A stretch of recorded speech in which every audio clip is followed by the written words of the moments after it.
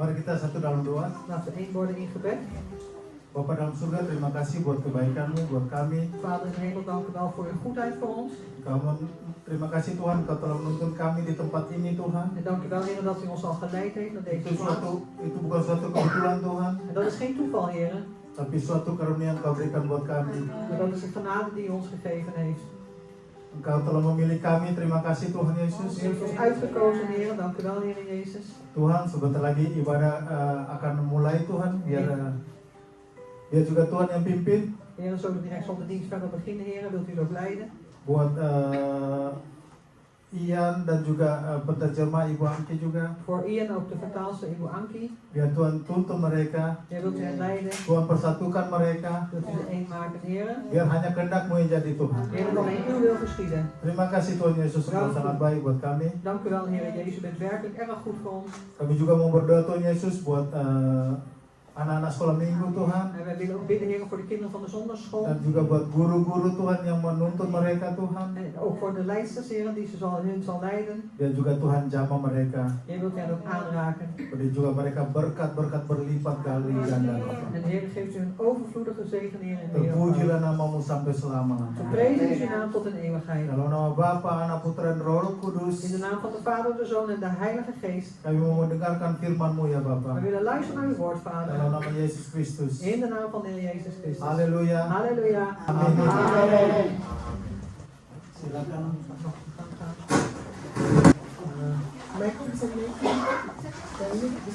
Zal de microfoon iets harder? Iya, ya.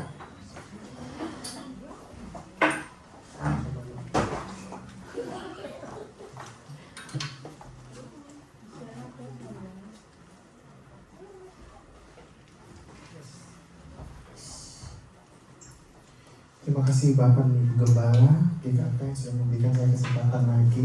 Dank u wel voor de voorganger en zijn vrouw ook dat ze mij de gelegenheid heeft gegeven. Ya, kembali di gereja ini. Apa kabar saudara-saudara? Weer in deze kerk, wat gaat het met u? Saya terakhir menyampaikan firman Tuhan di tempat ini itu bulan Desember ya, tahun lalu ya. De laatste keer dat ik hier het woord van God heb doorgegeven is in de maand december van afgelopen jaar. Waktu itu Ibu Gembala belum ada ya, masih di Die was, Indonesia. De voorgangersvrouw was er nog niet, zij was nog in Indonesië. Saudara-saudara, selama hampir 4 bulan ini saya itu sibuk dengan tesis saya. Thesis? Ja, ik was de afgelopen 4 maanden was ik erg druk met mijn thesis. Saya itu harus mewawancarai 6 pendeta Indonesia yang berada di Belanda. Ik moest 6 Indonesische voorgangers hier in Nederland moest ik interviewen. Salah satunya Gembala Saudara, En een van hen is ook uw voorganger, Pak Riki. Pariki. Selama proses wawancara hingga proses membaca semua hasil wawancara, En tijdens de interview en ook het proces van alles gelezen te hebben van die interviews. lalu mengolah semua data yang sudah ada, Toen heb ik alles geregeld, zeg maar, alle data die ik heb gekregen. saya itu seperti dibawa Tuhan ke suatu perjalanan. Toen ben ik eigenlijk door de Heer gebracht naar een bepaalde weg. Perjalanan yang sulit dipahami, Een weg die moeilijk was om te begrijpen. sulit dimengerti. Ja, moeilijk te begrijpen, te onderzoeken. Ya bahasa Belanda cuma begrijpen Ja, bahasa begrijpen. Indonesia ya. Ja. Tetapi menarik untuk kita renungkan. Maar het was wel aantrekkelijk, zeg maar, om het te overdenken. Jadi saudara-saudara, selama 4 bulan ini saya hanya pelayanan di gereja yang lebih kecil dari gereja ini. Dus broeders en zusters, ik heb de afgelopen 4 maanden alleen maar bediening gehad in de kerken die kleiner was als deze kerk. Karena saya mengambil waktu untuk merenung dan merefleksikan tesis saya. Omdat ik dus de tijd heb genomen om te overdenken en te reflecteren, zeg maar, de thesis, de scriptie die ik moest maken. Saudara-saudara, seringkali dalam hidup itu En broeders en zusters, heel vaak in het leven, Tuhan membawa kita melalui suatu perjalanan yang susah untuk kita mengerti. dan brengt de Heer ons op een bepaalde weg, zeg maar, een weg die moeilijk is om te begrijpen. Sehingga saya mohon maaf ya, ada beberapa dari saudara yang mungkin WA saya, DM saya di IG itu saya tidak balas. Maar sorry hoor, maar misschien hebben een aantal van mij WhatsAppjes gestuurd of berichtjes gestuurd, maar ik heb daar niet op gereageerd. Karena setelah saya kerja, saya pulang, saya berusaha untuk memahami isi hati dari para pendeta yang saya wawancara ini. Want toen ik klaar was met werken, zeg maar, ben ik naar huis gegaan. Toen heb ik dus geprobeerd te begrijpen wat de interviews van deze voorgangers mij heeft gebracht. Dan hari ini ketika saya mempersiapkan firman Tuhan, En vandaag toen ik voor het woord van God ging voorbereiden, saya itu diingatkan sesuatu toen ben ik weer herinnerd aan iets tentang suatu konsep teologi over een theologisch concept yang mungkin bagi kita itu hanya suatu perjalanan biasa. die voor ons misschien een gewone weg is. Ada yang tahu teologi Damsyik? Kent iemand de theologie van Damsyik? Nggak ada? Niemand? Tahu Damsyik? Weet u Damsyik? Damsyik itu apa? Kenapa? Hah, apa? Tempat. Dat is een plaats. Peristiwa apa yang terjadi di Damsyik? En wat gebeurde daar? Jangan pariki. Pariki mag niks zeggen. Ada yang tahu apa yang terjadi? Is er iemand die weet wat er is gebeurd? Paulus mengalami suatu nama perjalanan, yaitu perjalanan Damsyik. En Paulus die heeft dat ervaren, zeg maar, dat was een weg, de wandel, zeg maar, naar Damsyik. Tanpa kita sadari, Damsyik ini adalah suatu teologi bagi orang Kristen. En zonder dat we ons bewust zijn, is het een bepaalde theologische betekenis voor de christenen. Hari ini kita akan membahas suatu perjalanan yang dihadapi oleh Paulus. En nu gaan we bestuderen eigenlijk wat Paulus heeft meegemaakt. Yang ketika itu belum bernama Paulus, Waar hij op dat moment nog niet eens Paulus heette, tapi masih menjadi Saulus, maar hij heette toen nog Saulus. yang menjalani perjalanan ke kota Damsyik. Die naar Damsyik ging.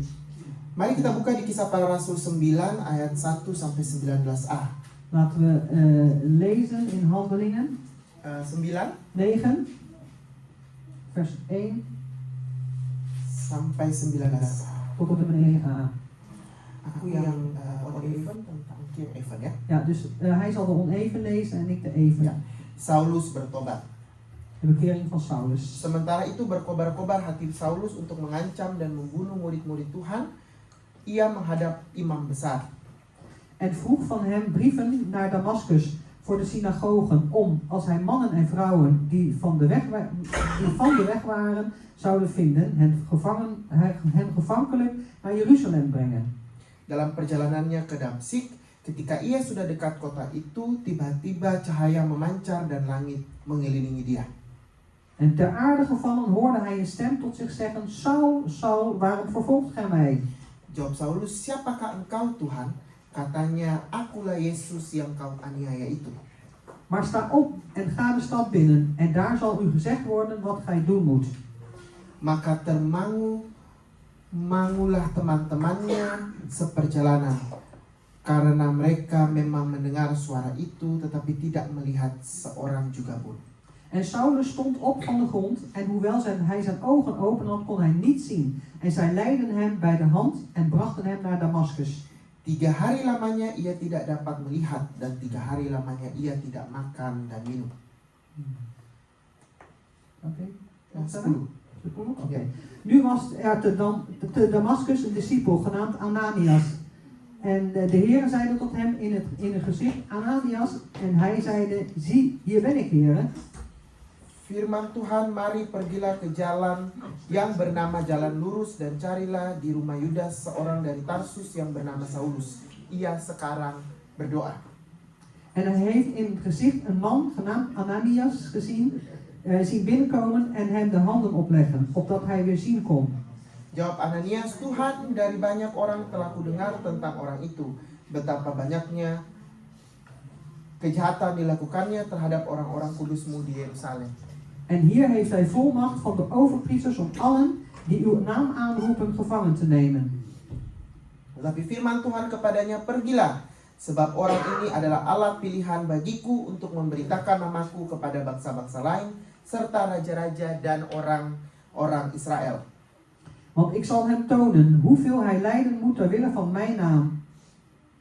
Lalu pergilah Ananias ke situ dan masuk ke rumah itu. Ia menumpangkan tangannya ke atas Saulus, katanya, Saulus saudaraku, Tuhan Yesus yang telah menampakkan diri kepadamu di jalan yang engkau lalui telah menyuruh aku kepadamu, supaya engkau dapat melihat lagi dan penuh dengan Roh Kudus. En terstond vielen hem alle schubben van de ogen en hij kon weer zien. En hij stond op en werd gedoopt. En toen hij voedsel genomen had, werd hij versterkt. Ya. Saudara-saudara, Paulus yang ketika itu masih bernama Saulus menjalani suatu perjalanan yang ia pahami sebagai suatu perjalanan yang mengubah kehidupannya. Dus Saul, zeg maar, of Saulus, Paulus die op dat moment Saulus was, die heeft zeg maar, op een weg gezeten waarvan hij wist dat het zijn leven zou veranderen. Tapi tanpa kita sadari, Maar onbewust, sebagai orang percaya kita juga mengalami perjalanan Damsyik ini. dus onbewust, wij als gelovigen, wij zitten ook op die weg van Damaskus. Saudara-saudara, hari ini kita melihat bagaimana kita sebagai orang percaya menghidupi perjalanan Damsyik ini. En wij moeten als gelovigen ook weten hoe wij moeten leven, zeg maar, deze weg naar Damaskus. Yang pertama ayat 4 Ten eerste in vers 4. dikatakan Er wordt gezegd, suara Tuhan yang berkata kepadanya, Saulus, Saulus, mengapa engkau menganiaya aku? en daar wordt gezegd, hij hoorde een stem tot zich zeggen, Saul, Saul, waarom vervolgt gij mij? Ayat ini tuh menjadi rema ya dalam perenungan. En deze vers is zeg maar een rema in deze overdenking. Sehingga saya itu harus bertanya pada diri saya sendiri. Zodat ik bij mezelf moest afvragen, Apakah jemaat Tuhan hari-hari ini sedang menganiaya Tuhan? en is het zo dat op dit moment zeg maar de gemeente, dus het volk van de Heeren vervolgen? Apakah saya sedang menganiaya Tuhan? Of vervolg ik de Heeren? Saudara, mungkin kita tidak sedang menganiaya Tuhan. En misschien zijn we op dit moment niet de Heer aan het vervolgen, Tapi hari ini maar vandaag, ketika kita datang ke rumah Tuhan, op het moment dat we komen in het huis van de Heer, apa atau siapakah yang menjadi fokus kita? en wie of wat is eigenlijk onze focus? Apa yang menjadi motivasi kita? Wat is onze motivatie? Apakah kita benar-benar sedang mencari Tuhan? Zoeken wij dus werkelijk de Heer? Atau kita ke gereja untuk bertemu teman kita? Of gaan wij naar de kerk om onze vrienden te ontmoeten? Ya, kalau orang Belanda bilang, zoeken wij hem of komen wij naar de kerk alleen voor het gezelligheid? Ja, amen. Ya, amin. Amen. Ya, saudara-saudara. Jadi pertanyaan itu menjadi perenungan bagi kita. Dus deze vraag is eigenlijk een overdenking voor ons. Mungkin secara tidak sadar Misschien onbewust kita sedang menganiaya Tuhan. vervolgen wij de Heer. Dan terkadang kita menjadikan Tuhan sebagai pesugihan. En soms maken wij de Heer als een... Ya, susah ya bahasa Belanda. Ja. Pesugihan. Apa ya bahasa Belandanya? Kita harus mencari bahasa Belandanya. Kita dukun-dukun. Oh, dat we als bezweerders zijn. Ya. Bezweerders. Jadi cari Tuhan Dus wij zoeken de Heer ketika kita butuh berkat saja. op het moment dat wij alleen de zegen nodig hebben. Kita butuh kesembuhan baru kita mencari Dia. En we hebben de genezing nodig en dan pas gaan we hem zoeken. Tuhan itu bukan Nyi Roro Kidul, saudara. De Heer is niet de... Ya. Dukun. Oh, weer diezelfde. Oké, de Heer is niet de bezweerder. Jadi saudara-saudara, Dus broeders en zusters, ketika kita ke gereja siapa yang kita cari? op het moment dat we naar de kerk gaan, wie zoeken wij? Mungkin ada yang bilang dalam hati ya, aduh, motivasi lagi nih yang dibahas. En misschien denkt iemand in zijn hart, hebben ze het weer over de motivatie. Tapi terkadang ketika kita mau ke gereja, Maar vaak is het zo dat als wij naar de kerk willen, betul tidak kita mencari Tuhan. dan is het niet omdat we de Heer zoeken. Ya, saudara-saudara, betul tidak kita itu sedang mencari, sedang ingin dekat dengan Tuhan. Dus klopt het dat wij de Heer willen zoeken, werkelijk verlangen om hem te vinden. Iman kita yang dipertaruhkan ketika membicarakan ini. En ons geloof wordt zeg maar, op de weegschaal gelegd op het moment dat we dat doen.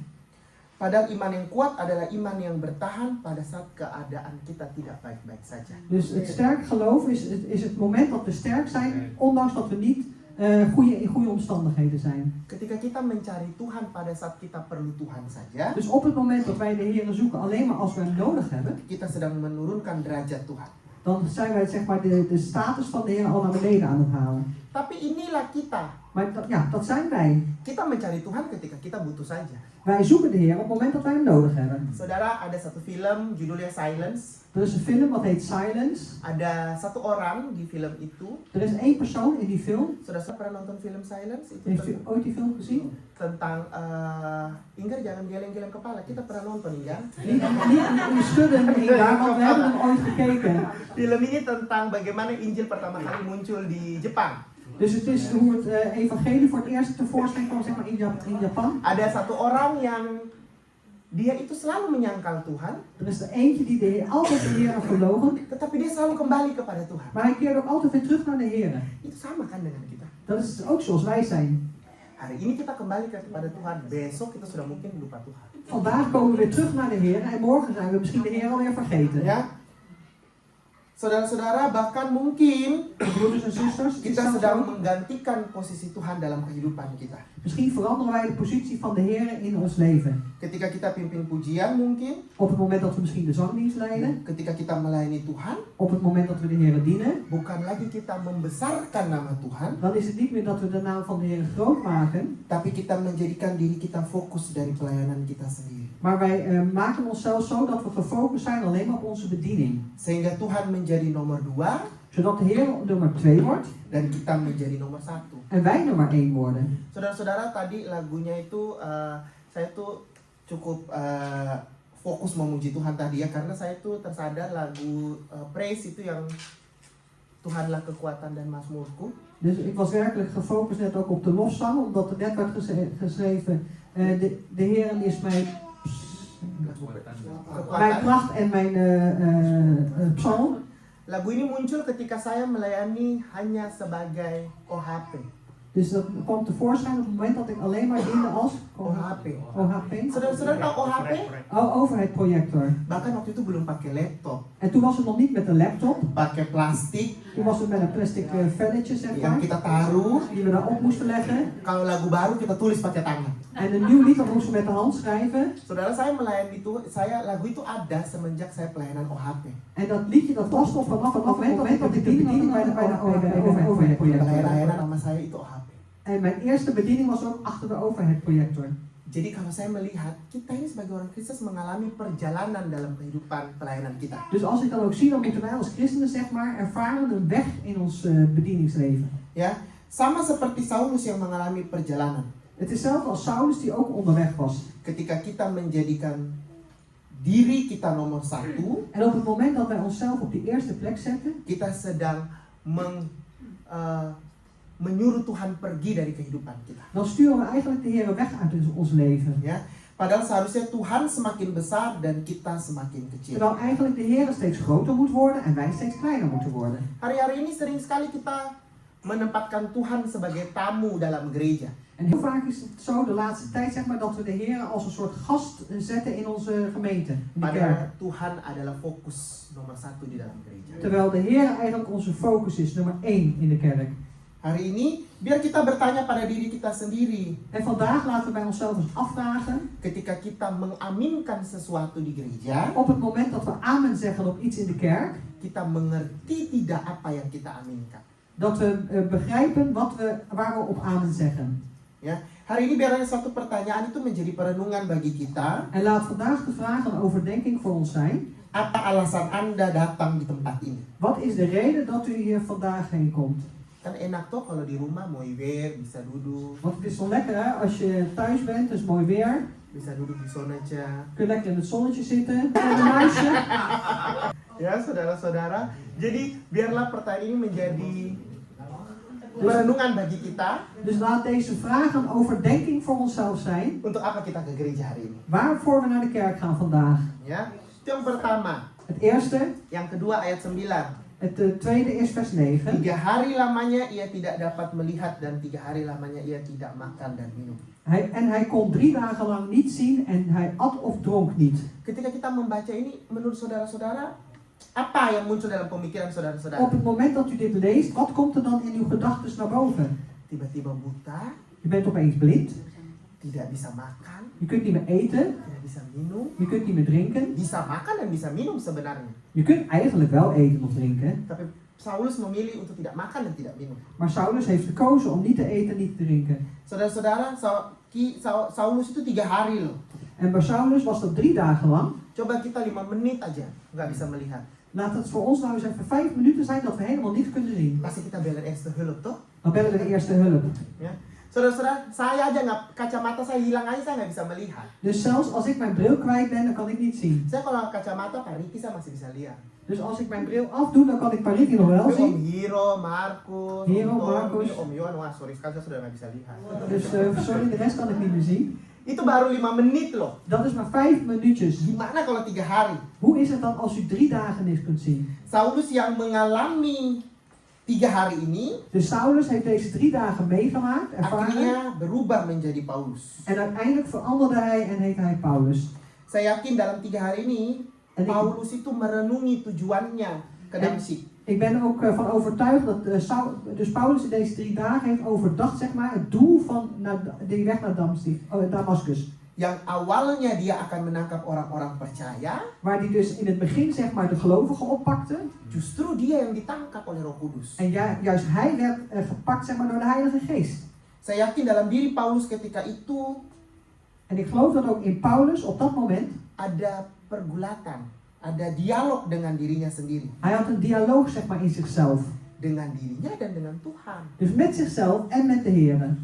Tadi saya ceritakan tentang tesis saya. Ik heb net verteld over mijn scriptie, mijn thesis. Dalam interview saya dengan 6 pendeta, Dus in mijn interview, zeg maar, met die 6 voorgangers, 6 pendeta ini mengalami suatu dialog dengan dirinya sendiri dan dengan Tuhan. hebben ook deze voorgangers, zeg maar, een dialoog ervaren met zichzelf en de Heer. Tidak hanya dialog, ada pergulatan dalam dirinya sendiri. En niet alleen een dialoog, maar ook strijd Dengan dirinya. met zichzelf. Ya, saudara, setiap kita punya ini, En pergulatan. ieder van ons heeft dat in zich, die strijd. Sama seperti Paulus. Hetzelfde zoals Paulus. Para hamba-hamba Tuhan itu terkadang itu seperti berdiri di 2 tempat. En deze dienstnemen van God, hè, dat leek erop alsof ze op 2 plekken stonden af en toe. Dan pergulatan itu sering sekali terjadi. En die strijd die vond dan ook heel vaak plaats. Dan ini menggenapi Paulus, seperti yang dialami Paulus. En dat volbrengt dus eigenlijk wat Paulus heeft meegemaakt. Bahwa sebagai orang Kristen kita itu mengalami pergulatan ini. Dat we eigenlijk ook als christenen ook deze strijd meemaken. Dan melalui Paulus ini kita bisa melihat bahwa benar langit dan bumi akan berlalu. En via deze Paulus kunnen wij dan ook wel weten dat werkelijk de hemel en aarde zal vergaan. Semua kepintaran kita akan berlalu. Al onze slimheid, onze kennis, zeg maar, zal voorbij gaan. Paulus itu ahli Taurat loh. En Paulus is een wetgeleerde, schriftgeleerde. Dia bukan yang ecek-ecek yang dibawa, dia itu ahli. Dus hij is echt een schriftgeleerde, zeg maar, geleerde. 3 hari dia dibutakan Tuhan.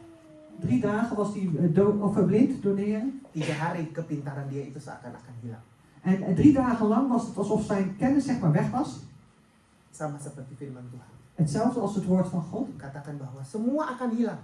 Waarin wordt gezegd dat alles zal voorbij gaan, weggaan. Firman Tuhan akan tetap. Maar Gods woord zal altijd blijven. Firman Tuhan yang adalah Allah itu sendiri. Want Gods woord is God zelf. Oh ini masuk YouTube nih. Bisa-bisa nanti firman Tuhan Allah itu sendiri jadi masalah. Dus, Firman Tuhan itu adalah Allah itu sendiri. dus het woord van God is God zelf. Ya, Tuhan itu tidak terselami. En, Bukan hem. oh ja, de Heer van God kunnen we niet volledig begrijpen. Persoalannya adalah kenapa kita terkadang tidak bisa mengerti Tuhan? En waar het om gaat is, waarom we eigenlijk soms de Heer niet kunnen begrijpen? Karena kita dibatasi ruang dan waktu. Omdat wij beperkt zijn, zeg maar, door ruimte en tijd. Sedangkan Tuhan tidak. Terwijl de Heer dat niet heeft. Tuhan sudah tahu apa yang akan terjadi. Want de Heer weet wat er al zal gebeuren. Tapi kita tidak tahu apa yang terjadi. Maar wij weten niet wat er gaat gebeuren. Ya, sehingga pertanyaannya, Zodat de vraag is, apakah Anda sudah mengalami apa yang Saulus alami heeft u ooit ervaren wat Saulus heeft ervaren dalam kehidupan kita, in ons leven? di mana kita itu tidak hanya berdialog dengan diri kita sendiri, tapi kita berdialog dengan Tuhan. Waar we niet dus alleen maar een dialoog hebben met onszelf, maar een dialoog hebben met de Heer. Ya, jadi biarlah kita itu mulai bertanya kepada diri kita sendiri. Dus laten wij eens beginnen bij onszelf af te vragen. Hari ini, Vandaag, sudahkah saya berdialog dengan Tuhan? ben ik al in dialoog met de Heer. Amin. Amen. Ya, itu yang kedua. Yang ketiga, Dat is de tweede. En dan de derde, ayat ketiga itu dikatakan di ayat 11. dat staat in vers 11. Mari pergilah ke jalan yang bernama jalan lurus dan carilah di rumah Yudas seorang dari Tarsus yang bernama Saulus. Ia sekarang berdoa. Dus sta op en ga naar de straat die de rechte heet. En vraag ten huize van Judas naar iemand uit Tarsus, genaamd Saulus. Ja. Zie, hij is in gebed. Tuhan sendiri yang memerintahkan Ananias. De Heer zelf heeft Ananias geboden. Berarti kebutaan yang dialami Saulus Dat betekent dat de blindheid die Saulus ervaarde, sudah masuk dalam rencana Tuhan. was al in het plan van de Heer. Sehingga kalau kita melihat Tuhan sudah mengatur begitu rupanya kehidupan Paulus, Zodat we zien dat de Heer al zo geregeld heeft, zeg maar, dat leven van Paulus. proses kebutaan Saulus ini menjadi suatu perjalanan iman Dus het proces, zeg maar, van de blindheid van Paulus, dat is een bagi proces in diri het geloof Paulus. voor Paulus zelf. Mungkin ketika Saulus mengalami kebutaan dalam 3 hari itu, Misschien op het moment dat Saulus blind was voor die 3 dagen, mungkin yang berpikir sudah selesai. en misschien dacht hij, nou, dat is nu afgelopen, klaar. Ini hukuman Tuhan. Want dat is een straf van de Heer, Karena ia menganiaya umat Tuhan. omdat hij het volk van God had vervolgd. Yang ia tidak sadari bahwa Tuhan sudah menyiapkan mujizat baginya. En wat hij dus niet van bewust was, dat de Heer al een wonder voor hem had voorbereid. Nah, seringkali kita mengalami ini. En heel vaak maken wij dit dus ook mee. Kita tidak sadar We zijn ons er niet van bewust bahwa dalam perjalanan hidup kita, dat in onze levenswandel mujizat ada. de wonderen daar zijn. Hanya terkadang kita tidak yakin Alleen soms dan zijn we er niet van overtuigd bahwa Tuhan bisa menolong. dat de Heer ons kan helpen. Bapak Ibu, Tuhan mampu menolong kita atau enggak? Is de Heer, broeders en zusters, bij macht om ons te helpen of niet? Mampu toh? Hij is toch bij machten? Nah, tapi di tengah badai yang kita andalkan siapa? Maar als we in een storm zitten, op wie bouwen wij? Seringkali kita lupa mengandalkan Tuhan. En heel vaak vergeten wij om afhankelijk te blijven van de Heer.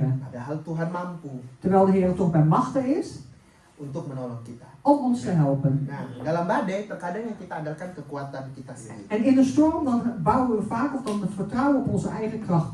Saulus ketika mengalami kebutaan ayat 8 tadi mengatakan ia harus dituntun. Dus Saulus, op het moment dat hij blind was, werd in vers 8 gezegd, iemand moest hem leiden. Berarti Saulus harus mengandalkan orang lain dalam perjalanannya. Betekent dus dat Saulus moest bouwen op een andere persoon in zijn levenswandel. Hari ini dalam perjalanan hidup kita, siapa yang kita andalkan? En vandaag in ons leven, op wie vertrouwen wij? Ketika Paulus masih bernama Saulus, dia mengandalkan teman-temannya. Toen Paulus nog Saulus heette, toen vertrouwde hij, zeg maar, op zijn vrienden. Tetapi ketika dia berubah menjadi Paulus, dia mengandalkan Tuhan. Maar op het moment dat hij veranderd werd in Paulus, toen bouwde hij op de Heer. Saudara-saudara, kalau kita melihat kisah di Perjanjian Lama, Als wij kijken naar het verhaal in het Oude Testament, ada suatu kisah yang sangat menarik. dan is er een verhaal wat echt aantrekkelijk is. Kisah Nuh. Het verhaal van Noach. Nuh disuruh membuat kapal.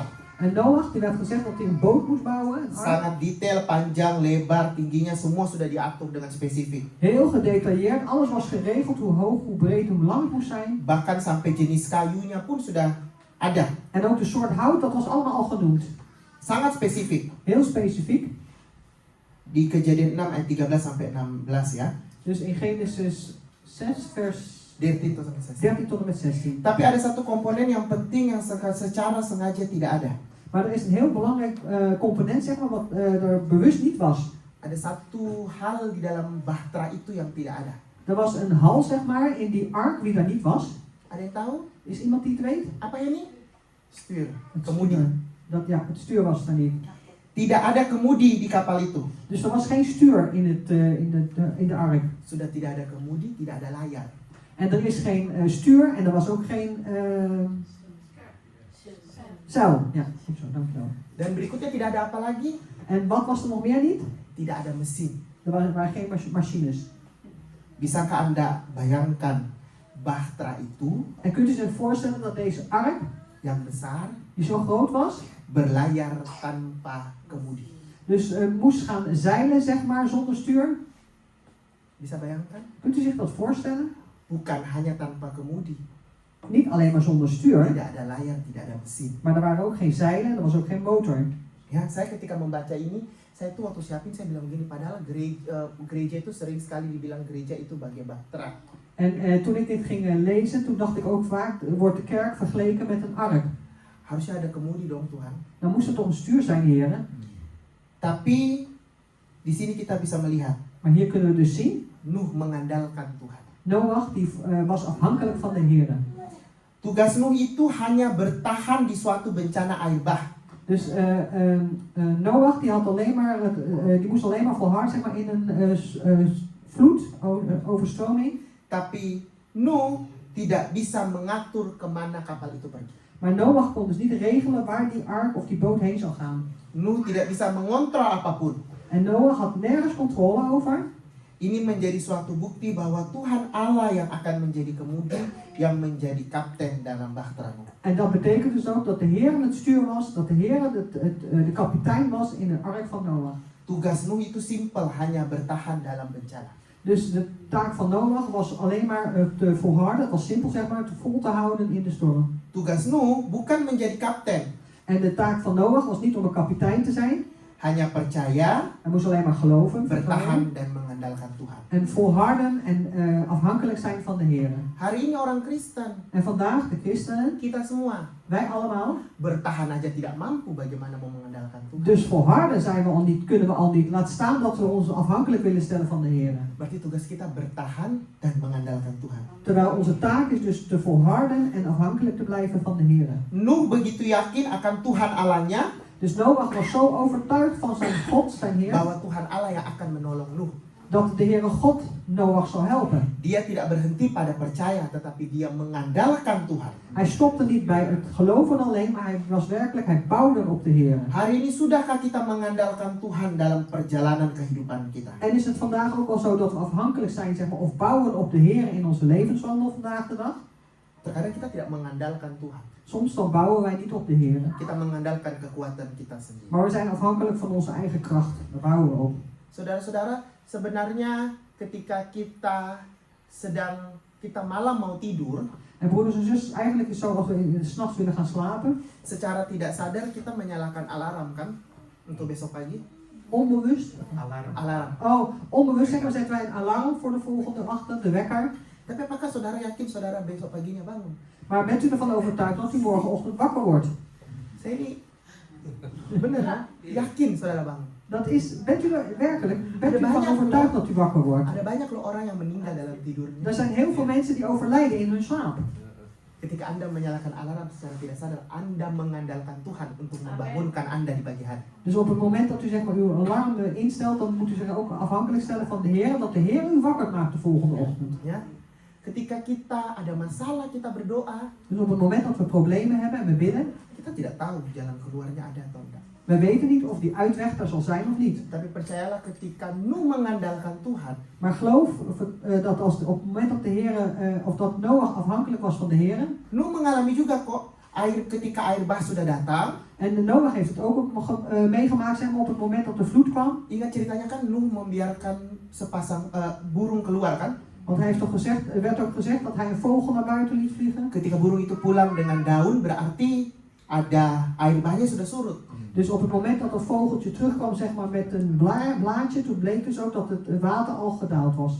Tapi ada kan momen di mana dia tidak kembali burung itu. Maar er was ook een moment dat Mungkin die vogel, kembali, er was ook een moment dat die vogel niet terugkwam. tapi tidak bawa apa-apa. Maar misschien kwam die wel terug, maar hij nam niks mee. Itu terjadi dalam kehidupan kita. En dat gebeurt ook in ons leven. Ya, saudara-saudara, bayangkan kisah Nuh itu terjadi dengan dalam hidup kita. Dus moet je zich voorstellen ook dat het verhaal over Noach ook plaatsvindt in ons leven. Berarti Tuhan tahu kan Dat betekent dat de Heer het weet. bahwa cerita ini, kisah ini bisa sama dengan kehidupan orang percaya. Dat dit verhaal, zeg maar, het gelijk kan zijn aan dat wat een gelovige heeft. Saudara-saudara, ini memperlihatkan kepada kita bahwa pertolongan Tuhan itu nyata. En dit laat ons dus zien, zeg maar, dat de hulp van de Heer er werkelijk is. Saudara, kita kalau melihat kisah Paulus ya, Paulus itu ketika dia bertobat itu dia betul-betul mengandalkan Tuhan dalam kehidupan. Dus we kunnen zien op het moment dat Paulus was bekeerd, zeg maar, toen leefde hij werkelijk, zeg maar, afhankelijk van de Heer. Saudara, dia ditangkap, dia menyebarkan Injil, bahkan sampai dibilang ada duri dalam dagingnya. Hij werd opgepakt, hij heeft het evangelie verkondigd, zeg maar, en hij had zelfs ook een doorn in zijn vlees werd er gezet. Dan dia betul-betul mengandalkan Tuhan. En hij is werkelijk afhankelijk geweest van de Heer. Hij bouwde op de Heer. Sampai akhirnya dia dipenggal kepalanya. Uiteindelijk werd hij onthoofd. Ya, saudara, kita di sini kita bisa melihat bahwa dalam badai kehidupan kita, En wij kunnen dus zien dat hier in de storm van ons leven, kita harus mengandalkan Tuhan. moeten we dus bouwen of vertrouwen op de Heer. Walaupun terkadang terlihat Tuhan tidak menolong kita, Ondanks dat het er soms uitziet dat de Heer ons niet helpt, tapi Tuhan tidak pernah diam. maar de Heer blijft nooit stil. Amin. Amen. Berikutnya ayat ke-16. Volgende in vers 16. Aku sendiri akan menunjukkan kepadanya betapa banyak penderitaan yang harus ia tanggung oleh karena nama. Want ik zal hem tonen hoeveel hij lijden moet ter wille van mijn naam. Nah, pasti ada yang bilang, aduh ikut Tuhan penderitaan lagi. En dan zullen zeker mensen zeggen, de Heer volgen, lijden, weer lijden. Ya karena memang ikut Tuhan itu penderitaan. Ja, omdat inderdaad als we de Heer volgen, dat is lijden. Sampai ada kota di Belanda namanya Leiden. Terwijl Walaupun bukan Leiden. de stad in Nederland het heet Leiden, ondanks dat dat niet Leiden is met een lange ei. Saudara-saudara, hidup dengan Tuhan itu tidak selalu indah. Dus broeders en zusters, het leven met de Heer is niet altijd mooi. Kehidupan orang Kristen itu tidak seperti drama Korea yang 16 episode. Dus het leven van een christen is als een drama van Korea. Het is net 16 hoofdstukken. Episodes. Hidup orang Kristen itu penuh dengan naik turun. Het leven van de christen gaat ups en downs. Tapi lihat bahwa Tuhan berkata, aku sendiri akan menunjukkan. Maar kijk hier, want de Heer heeft gezegd, ik zelf zal u leiden. Ayat ini menunjukkan kepada kita bahwa ikut Tuhan itu tidak hanya dipenuhi berkat, tetapi juga dipenuhi penderitaan. Dus het leven met de Heer is niet alleen maar het leven met zegen, maar ook een leven met lijden. Karena terakhirnya dibilangnya betapa banyak penderitaan yang harus ia tanggung oleh karena namaku.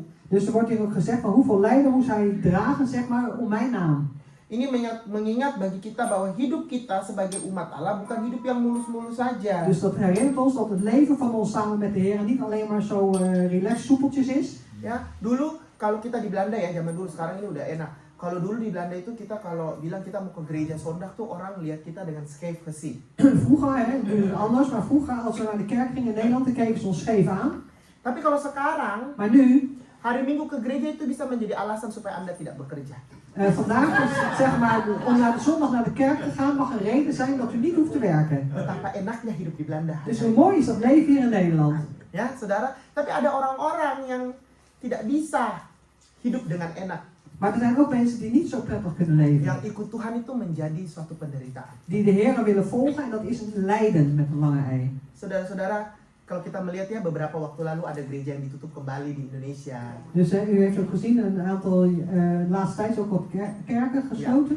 Ya, ada gereja, satu gereja yang dibunuh di Afrika. Dus een kerk ook, er werd ook een moord gepleegd. Ini mengingatkan kita bahwa Afrika, ja. hidup kita tidak begitu mulus saja. Dus ons leven is niet alleen maar zo simpel, zo vloeiend. Beberapa waktu lalu itu saya pernah pelayanan di Surabaya di ibadah oikumene. Dus een tijdje geleden heb ik een ecumenische dienst gehad in Surabaya. Surabaya. Ibadah dengan berbagai denominasi gereja. Het was een dienst met allerlei denominaties van kerken. Saya itu disuruh menyiapkan doa, saya itu disuruh diminta tolong untuk doa berkat. Dus er werd mij gevraagd om de zegenbeden uit te spreken. Doa berkat itu selalu mengandung hal-hal baik. Dus deze zegenbede heeft altijd goede dingen in zich. Tentang penyertaan Tuhan. Over de nabijheid van de Heer. Tetapi harus kita sadar penyertaan Tuhan itu bukan tentang berkat saja dalam kehidupan kita. Maar we moeten ons ervan bewust zijn dat de nabijheid van de Heer niet alleen maar gaat over de zegen van de Heer in ons leven. Hal-hal tidak baik. Dus ook de dingen die niet goed zijn. Itu juga berkat Tuhan. Dat is ook een zegen van de Heer. Itu pun terjadi ketika kita berjalan bersama-sama dengan Tuhan. Want die dingen gebeuren op het moment dat we samen wandelen met de Heer. Ya, sehingga saya itu membuat doa itu seperti ini. Zodat ik het gebed als volgt maakte. Tuhan memberkati engkau dengan sukacita yang melimpah. Dus de Heer zegent jou met overvloedige zegen. Of Tetapi biarlah ia juga memberikan engkau dukacita agar engkau bisa mengerti apa itu sukacita. Maar hij zal je ook zegenen met verdriet, zeg maar, op het moment dat je begrijpt wat blijdschap is. Tuhan memberikan engkau penghiburan. De Heer geeft jou troost. Tetapi biarlah ia juga memberikan engkau kesusahan hidup. Maar mogen het ook zo zijn dat hij moeilijkheden in jouw leven geeft. Agar engkau bisa memaknai apa penghiburan itu. Zodat je mag begrijpen wat die vertroosting is. Tuhan mencurahkan damai sejahtera atas hidupmu. En de Heer stort zijn vrede uit in uw leven. Tetapi biarlah ia juga memberikan pengalaman-pengalaman pahit dalam hidupmu. Maar laat hij ook de bittere ervaring in uw leven geven. Agar kamu bisa merasakan damai sejahtera Allah. Zodat je de vrede van God mag ervaren. Dan Tuhan memberikan jalan keluar atas setiap masalah dalam hidupmu.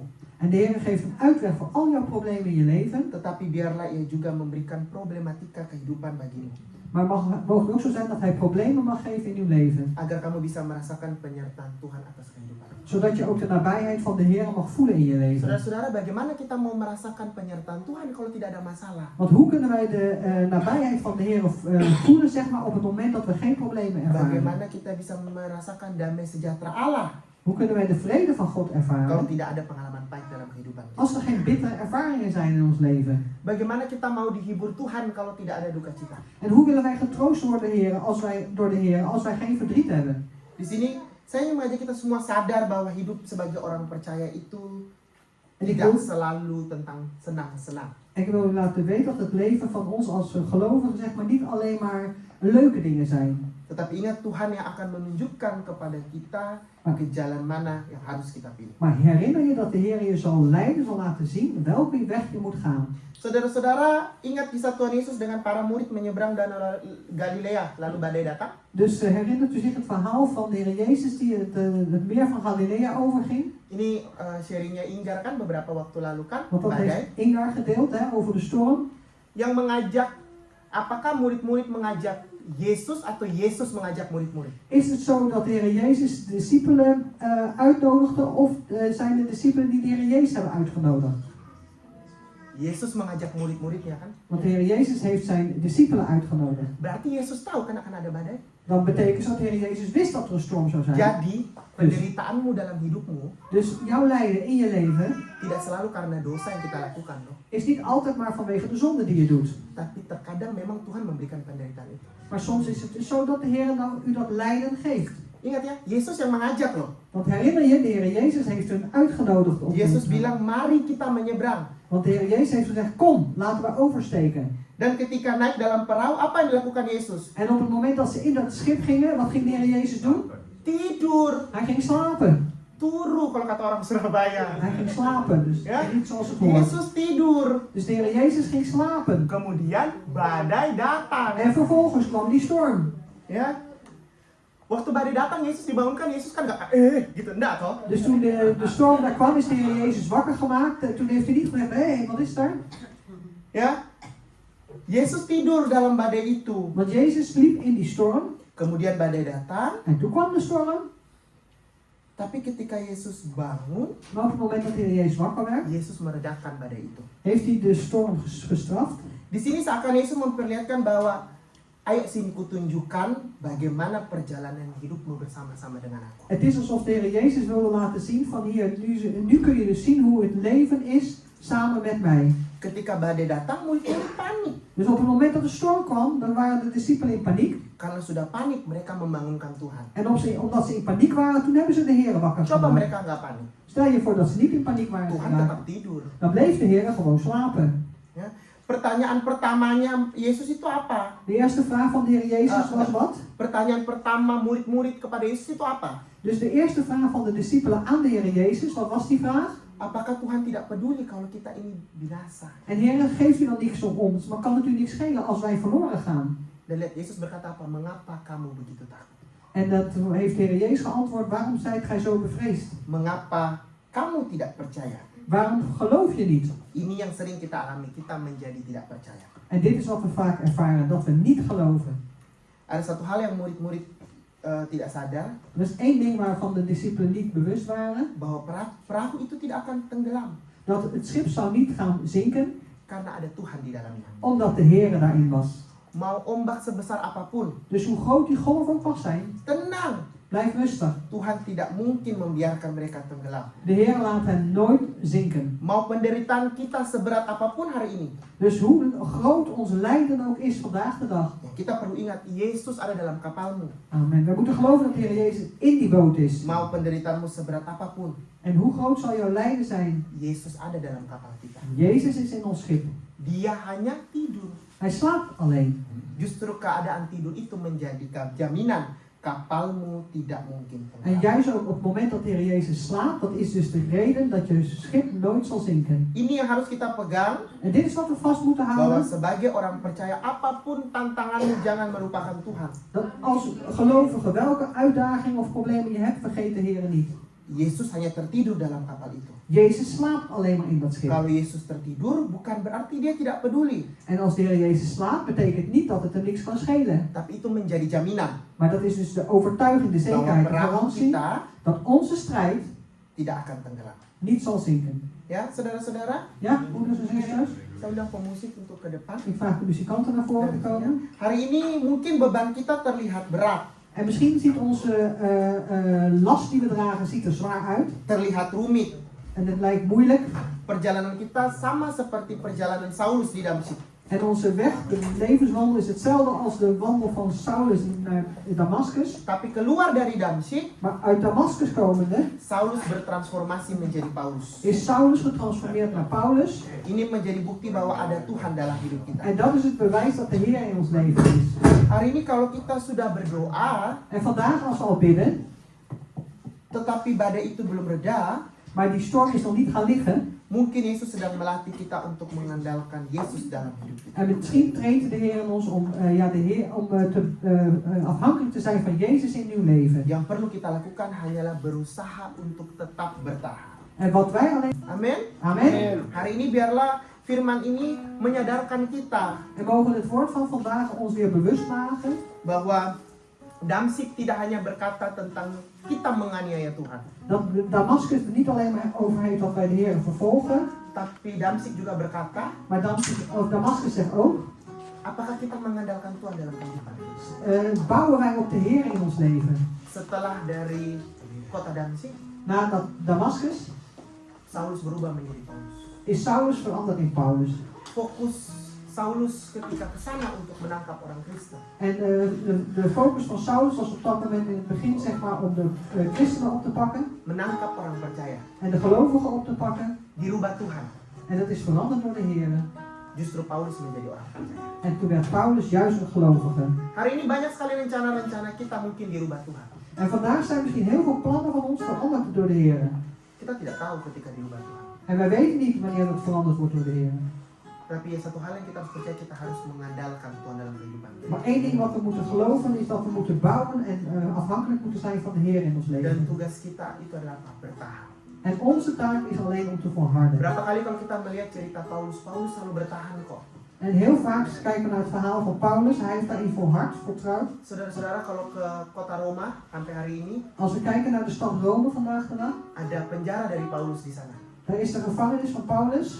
Penjaranya sangat kecil, bahkan kuburan mungkin lebih besar dari penjaranya Paulus. En het gevangenis is heel klein. Misschien is het graf van Paulus groter dan zijn gevangenis. Kuburan itu 2 kali 1. Het is 2 bij 1 meter. Kuburan ya, kalau graf itu 2 kali 1. Het graf is 2 bij 1 meter. Tempatnya Paulus mungkin cuma 1 kali 1. Maar de plaats van Paulus was gevangen, maar was misschien 1 bij 1 meter. Dia cuma bisa tidur di situ. Hij kon alleen Cuma maar bisa zitten. duduk di situ. Hij kon alleen maar zitten daar. Dia cuma bisa duduk dan mungkin tidur pun duduk. En hij kon alleen maar zitten. En misschien moet hij zelfs ook zittend slapen. Saudara, di tengah-tengah ruangan itu ada lubang kecil. En in die ruimte was een heel klein gat. Tempat Paulus untuk membuang kotorannya. En dat is voor Paulus zeg maar om zijn behoeftes te doen. Kalau musim winter atau herfst, Dus als het winter of herfst is, air itu naik. dan kwam het water omhoog. Anda bayangkan betapa penderitaannya Paulus dalam hidup. En dan kunt u zich begrijpen hoe het lijden was van Paulus in het leven. Saya ketika menyiapkan ini, saya itu betul-betul melihat bahwa menjadi hamba Tuhan Dus ik heb, toen ik dit ging voorbereiden, gezien wat het is om werkelijk een diensknecht van God te zijn. tidak mudah. Het is niet makkelijk. Pak Riki tidak pernah menyuruh saya untuk berkhotbah seperti ini tentang hamba Tuhan. En Parik heeft me nooit gezegd dat ik moet preken over de diensknechten van God. Bahkan 6 pendeta itu pun tidak pernah menyuruh saya untuk berkhotbah tentang hamba Tuhan. En die 6 voorgangers, die hebben mij nooit gezegd dat ik moest spreken over voorgangers. Tapi saya yakin kita semua di sini adalah hamba Tuhan. Maar ik geloof dat we allemaal diensknechten van God zijn. Fungsi kita saja yang berbeda. Alleen onze functie is anders. Kalau Anda WL, Als je de WL bent, sekali-sekali tempatkan diri sebagai gembala. maar plaats je nou zelf eens in de schoenen van de voorganger. Mengerti sepatunya. Begrijp ook zijn schoenen, zijn voeten. Anda bimer, Dus de biemer. sekali-sekali mengerti bebannya WL. En begrijp dan ook eens de last die de worship leader draagt. Sekali-sekali mengerti bebannya pemain musik. En ook af en toe de last van de muzikant begrijpen. Anda pengurus gereja. U bent het bestuur van de kerk. sekali-sekali mengerti bebannya gembala. Maar begrijp dan ook eens de last die uw voorganger draagt. Anda usher, Ushers bent u. sekali menempatkan diri dalam bebannya penterjemah. En ja, verplaats is in de last van het vertaalster. Kalau Anda bisa menempatkan diri Anda ke beban orang lain, Als jij jezelf kunt plaatsen in de last die een ander draagt, Anda tidak perlu belajar manajemen gereja, dan hoef je niet te leren om een manager te zijn voor de kerk. Anda tidak perlu belajar psikologi. U heeft ook geen psychologie te bestuderen. Tapi ketika Anda mengerti perasaan orang lain, mengerti sepatu orang lain, Maar op het moment dat u begrijpt het gevoel van een ander, op het moment dat u in de schoenen van een ander kan staan, Anda bisa saling mendoakan. dan kunt u voor elkaar bidden. Saudara Paulus mengerti Broeders en zusters, Paulus begreep perasaan anak-anak Tuhan yang disiksa oleh kerajaan Romawi waktu itu. Hij begreep ook hoe het volk van de Heeren, zeg maar, gegezeld werden Makanya door de Romeinen op ketika dat moment. Paulus memberitakan firman-Nya, En daarmee heeft Paulus ook zijn woord gebracht, mengirimkan suratnya, heeft zijn brieven gestuurd. Paulus selalu berkata, damai sejahtera Allah bagi kamu. En Paulus heeft altijd gezegd, laat de vrede van God met u zijn. Saudara, hari-hari ini kita harus saling mengerti En op dit moment, deze dagen, moeten we elkaar leren begrijpen satu dengan yang lainnya. en elkaar leren begrijpen. Kenapa kita harus saling mengerti satu dengan lainnya? Karena itulah anak-anak Tuhan. Waarom moeten wij dat doen? Omdat dat de kinderen van God zijn. Kita ke gereja tidak perlu dengan perasaan takut. Wij hoeven niet naar de kerk te gaan met een gevoel van angst. Kita ke gereja bisa pakai tas Louis Vuitton, Hermes, baju Zara, bisa. Maar we kunnen met een tas gaan van Hermes of Louis Vuitton of wat dan ook. Zaman kerajaan, zaman Roma, zaman Filipi, zaman Korintus, mereka begitu takut melakukan itu. De tijd van Rome en de Filipijnse, zeg maar, die waren heel bang om dat te doen. Hari ini mulai kita bicara dengan diri kita. Maar laten we vandaag ook met onszelf afspreken. Mulai mengerti Begin te begrijpen pelayanan-pelayanan lain di gereja. de bediening van de andere dienstknechten in de kerk. Saya tidak tahu kenapa saya menyebutkan ini di belakangan. Saya sebenarnya tidak menaruh ini di tulisan khotbah saya. Ik weet niet waarom ik dit juist nu allemaal zeg, omdat het niet in mijn preek verder staat. Tapi seperti Tuhan menaruh bahwa kita harus bisa saling mengerti satu dengan yang lain. Maar alsof de Heer me laat in mij legt, zeg maar, dat we elkaar moeten leren begrijpen. Itulah tubuh Kristus, bukan? Dat is het lichaam van Christus, of niet? Mata lihat sesuatu yang bagus, Een oog ziet iets moois otak akan berpikir ambil tidak barang itu. en de gedachten die denken, zal ik het nemen of niet? Ketika kita melihat restoran yang enak, kaki kita melangkah. Nou, op het moment dat wij een mooi restaurant of een lekker restaurant zien, nemen we een stap. Atau kita justru tidak masuk ke restoran itu. Of gaan we nou juist niet dat restaurant binnen? Berarti harus ada kerjasama satu dengan yang lain. Betekent dat we samen moeten werken. Ya, saudara-saudara. Ja, broeders en zusters? Dan ingat, tugas kita bertahan. En let op, je moet volharden, zeg maar, in jouw taak. Seringkali, bahkan mungkin bukan seringkali, hampir selalu kita tidak bisa merubah keadaan kita. Heel vaak, en eigenlijk niet heel vaak, maar meestal, het is bijna altijd zo dat we onze omstandigheden niet kunnen veranderen. Kita tidak bisa merubah orang di sekitar kita. En wij kunnen de mensen om ons heen ook niet veranderen. Ingat konsep mengampuni, En herinner het concept van vergeven. kita harus menyelesaikan dengan diri kita sendiri. Wij moeten het met onszelf in orde maken. Orang lain mau mengampuni kita atau enggak itu urusan mereka. Of de andere mensen ons willen vergeven of niet, dat is hun zaak. Kita harus sadar, Maar wij moeten ons ervan bewust zijn harus kita perhatikan diri sendiri. en wij moeten op onszelf letten. Amin. Amen. Mari saya undang kita semua bangkit berdiri. Laten we opstaan. Kau kuatkan aku bertahan, kau harapan dalam kesesatan, kau buktikan kesetiaan-Mu Tuhan, Engkau Allah Immanuel.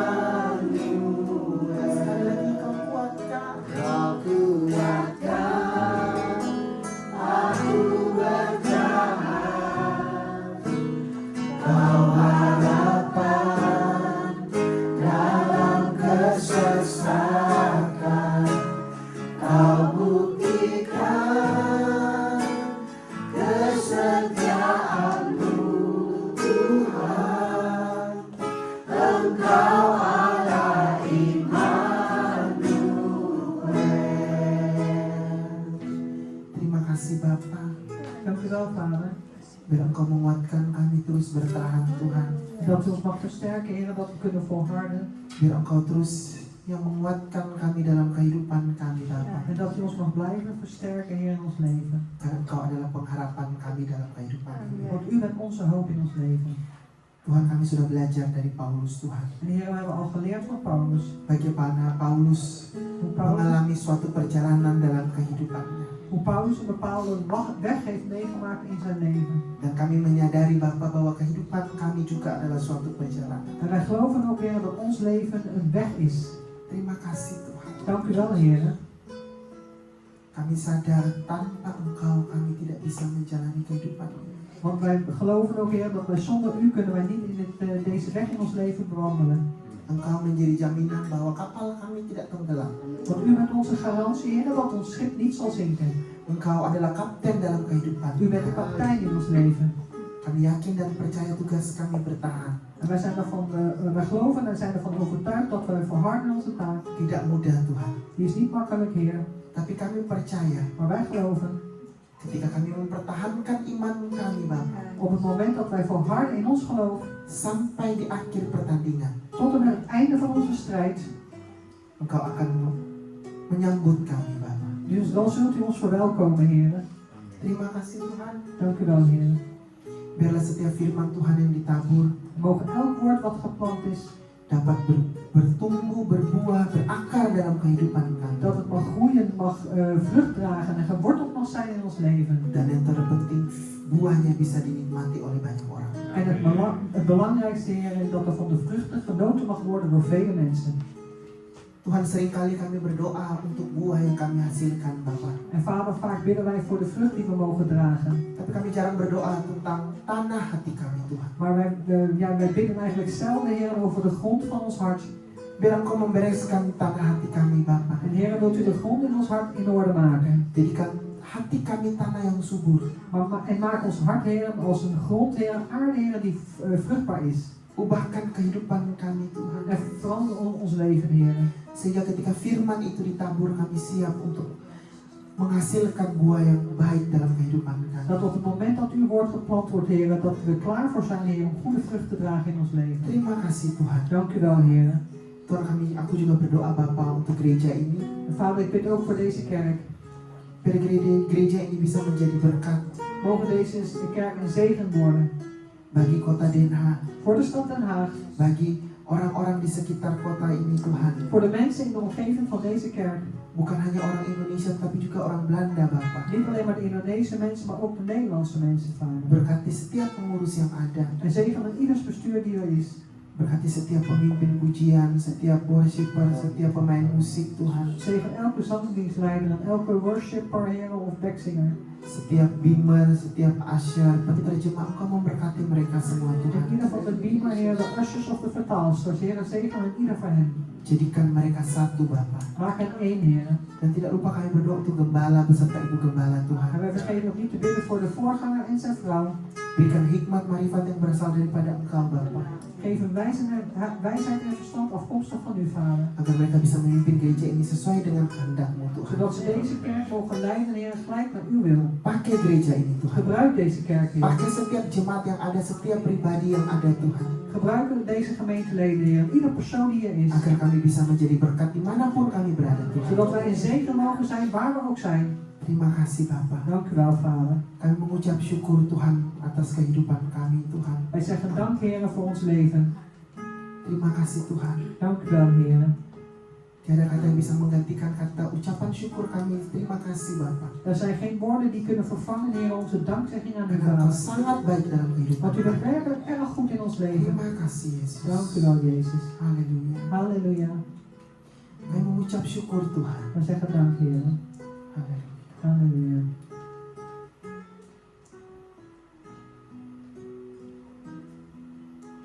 Engkau kuatkan aku bertahan. Kau harapan dalam kesesakan. Kau buktikan kesetiaan-Mu, Tuhan. Engkau Allah Immanuel.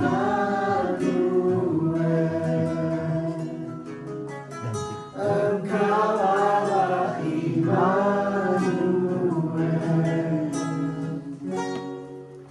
Engkau Allah Immanuel. Kita beri tepuk tangan untuk dia. Geef een applaus voor de naam van de Heer. Silakan dulu. U mag gaan zitten. Sebagai gembala jemaat Gereja Kasih Kristus, En als voorganger, herder van de gemeente van Jezus Christus Christus, saya ucapkan terima kasih banyak untuk firman Tuhan dibawakan oleh Saudara Ian. wil ik veel dank zeggen voor het woord wat is doorgegeven door broeder Ian. Dan saya percaya itulah isi hati Tuhan buat gereja kita saat ini. En ik geloof ook dat dit de inhoud van het hart is van de Heer voor onze kerk. Haleluya. Halleluja. Bahwa sekarang kita baru mengerti kenapa kita ikut Tuhan kok banyak kali penderitaan. Waarom, dat we nu ook begrijpen waarom als we de Heer volgen ook vaak het lijden moeten meemaken. Bukannya kita happy-happy nih ikut Tuhan. Het is niet zo dat we altijd happy zijn om de Kan Heer te ada lagu volgen. bilang happy, ya begitu kan. Dat is een liedje happy, ja.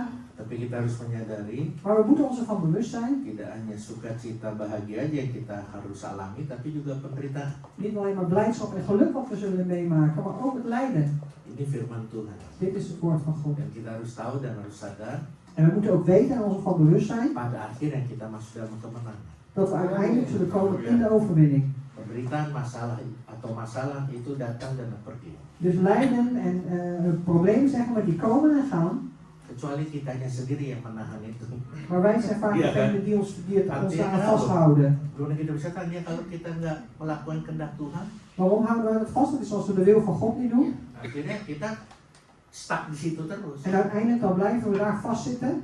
Yosua waktu berperang bahkan Tuhan berbicara juga, biarlah aku yang berperang untukmu. Dus Jozua, op het moment dat hij oorlog voerde, heeft de Heer gezegd, laat mij voor jou Juga strijden. Musa, En ook bij Mozes. ya udah tadi dibilang andalkan Tuhan. En er is net ook al gezegd, je moet afhankelijk blijven, bouwen op de Heer. Amen. Dan saya tadi tertegun sebab ada satu yang tadi diajak sama Ian untuk punya, udah pasang alarm belum? Kalau Dus, kita tidur mau bangun pagi. dus net heeft Ian het gehad over dat we onze wekker moeten zetten op het moment dat we 's ochtends wakker moeten worden. Di situ saya tangkap ada satu hal, walaupun kita pasang alarm, kita bisa nggak bangun juga tetap. Dus daar werd ook gezegd van, ondanks dat wij ons alarm aanzetten, onze wekker zeg maar, kan het ook wel zijn dat we niet wakker worden. Walaupun kiri kanan pakai alarm yang paling kenceng. Dus dan heb je links en rechts de wekker staan heel hard. Tadi kan Ian bilang, Net is gezegd. ada orang-orang yang lagi tidur udah nggak bangun-bangun. Er zijn ook mensen die op het moment dat ze slapen gewoon niet meer wakker worden. Tapi biarlah firman Tuhan hari ini En mogen het woord van God van vandaag mengingatkan kita ons weer aan herinneren siapa kita sebenarnya. wie we eigenlijk zijn. Dan juga menjadi peringatan buat kita. En ook een waarschuwing zijn voor ons. Jangan main-main sama Tuhan. Dus speel geen spelletje met de Heer.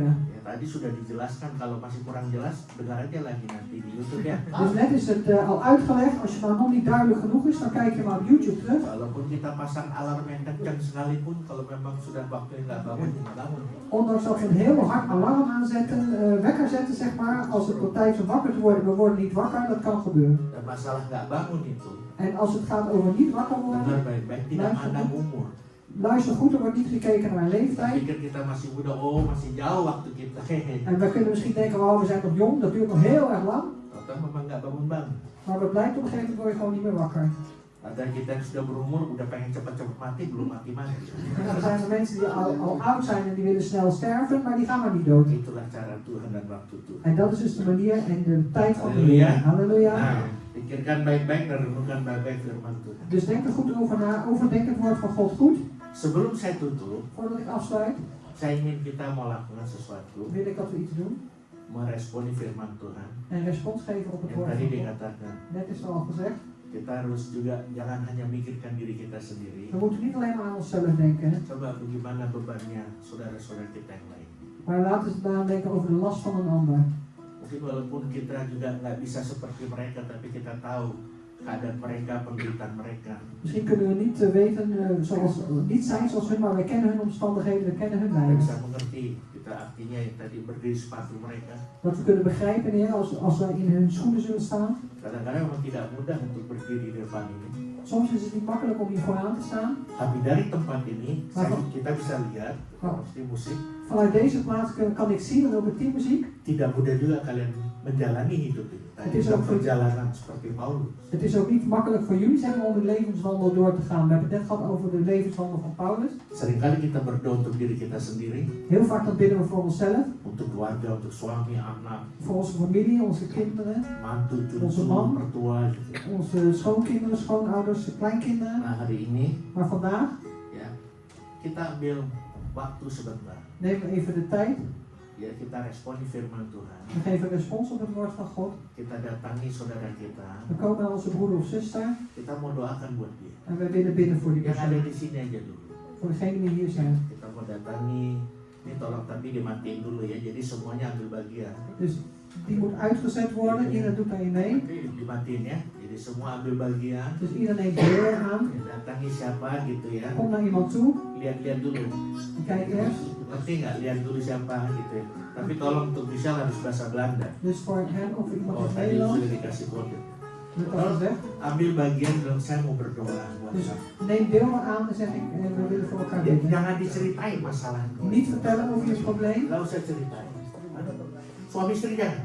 Jangan. Dan selalu suami istri itu berdua terus. Dus man en vrouw Iya niet, want dong. man en vrouw bidden altijd Saya voor yang elkaar. kita aja dulu lah. Maar neem gewoon iemand anders. Bahkan juga datangin si Celo tuh. Maar gewoon Kalau een masih cello. muda, siapapun juga kita datangi. Wie dan ook. Ga naar die persoon Sampai toe. satu orang atau Eén dua persoon. orang saya mau berdoa. Ik wil bidden.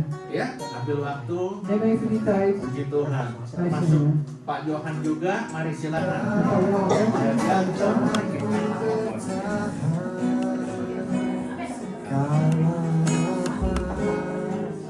Dalam kesesakan Kau buktikan kesetiaan-Mu Tuhan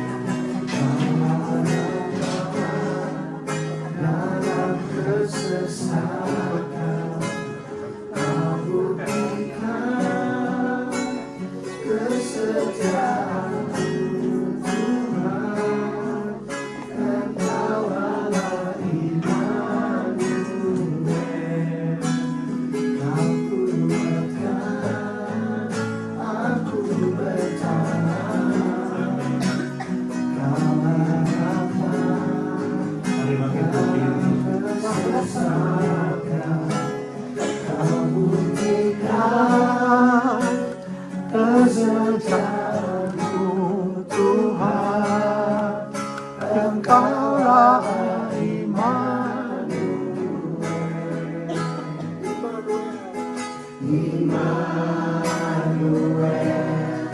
Immanuel, Engkau besertaku.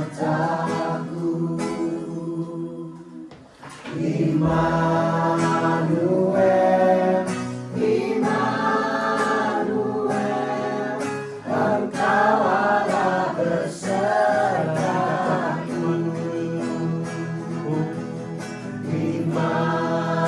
Immanuel, Immanuel, Engkau besertaku.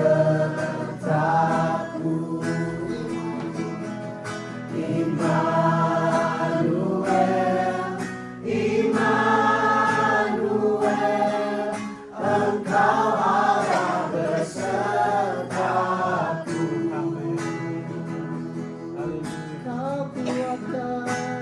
Kau kuatkan aku bertahan. Kau harapkan dalam kesesakan. Kau buktikan kesetiaan-Mu Tuhan. Engkau Allah Immanuel. Engkau Allah Immanuel.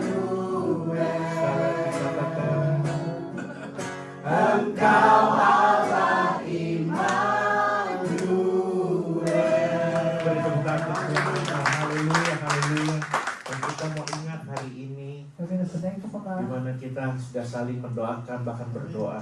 waar we voor elkaar hebben gebeden. Dan saya percaya tadi Ian juga doakan gereja kita ini akan diberkati dan jadi berkat. En ik geloof ook dat Ian heeft net al gebeden dat onze kerk een zegen zal zijn. Dan saya percaya Tuhan akan pakai gereja kita En ik geloof ook dat de Heer onze kerk zal untuk jadi gebruiken berkat. om een zegen te zijn. Dan ini kejadian mungkin tidak akan terulang lagi. En dit is een gebeurtenis die misschien niet meer herhaald zal Mungkin. worden. Misschien. Jadi ini adalah kesempatan yang paling baik. Dus dit is de mooiste kans. Mari kita satu dalam doa. Laten we één worden in gebed.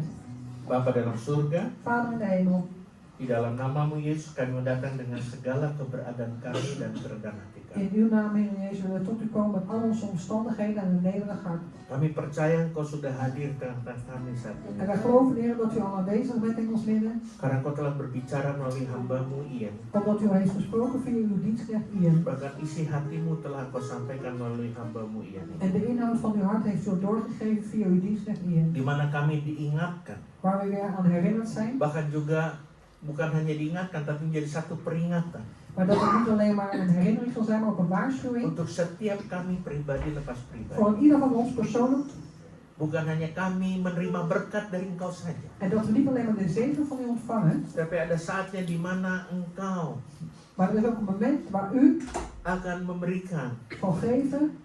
seperti apa yang dialami oleh Paulus, Dat als wat Paulus heeft meegemaakt. yaitu penderitaan yang dialami oleh Paulus. En dat is het lijden wat Paulus heeft meegemaakt. Tapi itu semua sudah menjadi rencana dan kehendak, Maar alles is al in uw plan en uw wil. supaya iman kami tetap teguh. Zodat ons geloof standvastig blijft. Tidak hanya iman kami tetap teguh, En niet alleen maar ons geloof onwankelbaar blijft. tapi supaya kami 100% mengandalkan Engkau. Maar dat we ons 100% Heer alleen maar afhankelijk stellen van u. Tidak setengah-setengah, En niet half-half. tidak mengandalkan kekuatan kami, Niet bouwen op onze eigen kracht. tidak mengandalkan orang lain, Niet op andere mensen. tapi hanya Engkau. Maar alleen u. Inilah yang Engkau inginkan dari kehidupan kami sebagai orang En percaya. dit is wat u verlangt van ons als gelovigen. Karena waktu kami juga tidak akan lama lagi berada di dunia. Want onze tijd zal niet meer lang zijn hier op deze wereld. Artinya kami tahu kedatanganmu sudah semakin dekat. En dat betekent dat we weten dat uw komst al nabij is. Penggenapan-penggenapan yang sudah terjadi saat ini menandakan Alles wordt al verbracht, Heer. kedatanganmu yang kedua kali semakin dekat. Uw wederkomst, Heer, die is al steeds dichterbij. Itu sebabnya Engkau persiapkan hati kami masing-masing. En daarom bereidt u ieders hart van ons voor. Terima kasih untuk hamba-Mu Ian yang telah menyampaikan isi hati. En dank u wel voor uw dienst en Ian die de inhoud van uw hart heeft doorgegeven. Berkati dia Tuhan Heer, wilt u hem di zegenen dalam pekerjaan, in zijn werk, di dalam pelayanan. in zijn bediening. Bahkan terima kasih dia boleh menyelesaikan S2-nya En dank u wel ook weer dat hij S2 heeft mogen volbrengen. dan Engkau akan terus pakai dia En dat u hem door mag blijven untuk gebruiken. menjadi berkah Om een zegen te zijn. dimanapun dia berada, Waar hij ook mag zijn. menjadi garam dan terang Dat hij het zout en het licht mag worden. dimanapun dia berada. Waar hij ook zal zijn. Terima kasih untuk keberadaan daripada Ian bahkan telah melayani firman-Mu di tempatmu. Dank u wel voor de omstandigheden van Ian. Ook dat hij al gediend heeft hier op deze plaats. Engkau juga berkati akan ibunya dan saudaranya. Heer, wilt u ook zijn moeder en ook zijn familie verder zegenen. Biarlah melalui Ian namamu makin ditinggikan dan dimuliakan. En dat via Ian ook uw naam meer en meer verhoogd en verheerlijkt Aba juga wordt. berdoa untuk setiap kami yang hadir saat ini, En uw dienst en vindt ook voor ieder die hier aanwezig yang is. sudah mendengar dan menerima firman. Die al heeft geluisterd en heeft ontvangen uw Bahkan woord. terlebih mereka akan melakukan firman. En nog te meer, zij zullen uw woord doen. Berkati mereka juga. Heer, zegen hen. Berkati usaha mereka. Zegen hun zaken. Berkati pekerjaan mereka. Zegen hun werk. Berkati studi atau pendidikan mereka. Zegen hun studie of opleiding. Berkati kota di mana mereka tinggal. En zegen ook de stad waar ze wonen. Berkati keluar masuknya mereka. Zegen hun ingaan en uitgaan. Berkati lumbung-lumbung mereka. Heer, zegen hun schuren. Berkati keluarga mereka Heer, masing-masing. zegen hun ieders familie. Berkati rumah tangga mereka Heer, masing-masing. zegen ook in ieders Dan gezinsleven. berkati kehidupan mereka pribadi lepas En mereka. Heer, zegen ook in ieders persoonlijk leven. Janjimu Tuhan. Want uw belofte, Heer, Kalau kami dengan sungguh-sungguh melakukan segala kehendak-Mu dan perintah, dat als wij serieus, Heer, uw wil doen en uw geboden bewaren, maka Engkau akan bawa kami naik terus, jangan turun. dan zult u ons door doen opgaan en nooit neergaan. Dan Kau jadikan kami generasi kepala tidak naik. En u maakt ons de generatie van het hoofd en nooit van de staart. Jemaat ini kasih Tuhan. Geliefde gemeente des Heeren, Ulanglah dengan damai sejahtera verheerlijk uw vrede dan terimalah berkat Allah yang dahsyat dan luar en biasa ontvang deze overweldigende buitengewone zegen van de Heer. dengan mengangkat kedua tangan kita. Door beide uw handen op te heffen. Terimalah berkat Tuhan. En ontvang de zegen van de Heer. Tuhan memberkati Engkau dan melindungi Engkau. De Heer geeft u zijn zegen en bescherming. Tuhan menyari Engkau dengan wajahnya dan beri Engkau kasih karunia. De Heer geeft u zijn nabijheid en inzicht. En de Heer geeft u zijn genade. Tuhan menghadapkan wajahnya kepadamu dan beri Engkau damai sejahtera. De Heer laat zijn oog op u gericht houden en geeft u vrede. Melalui anaknya Yesus Kristus Door zijn zoon Jezus dan Christus kepenuhan pada Roh en Kudus. de volheid van de Heilige Geest. Dan kita sebagai umat pilihan Tuhan En wij als uitverkoren volk van de Heer menantikan kedatangan Tuhan kita Yesus Kristus di atas awan-awan wachten op de wederkomst van onze Heer Jezus Christus op de wolken. untuk menjemput kita, Om ons op te halen. bahkan memerintah bersama-sama dengan En zelfs samen met hem te regeren. Maranatha. Maranatha. Haleluya. Halleluja. Amin. Amin. Tuhan memberkati. Aku bertahan, kau harapan dalam kesesakan, kau buktikan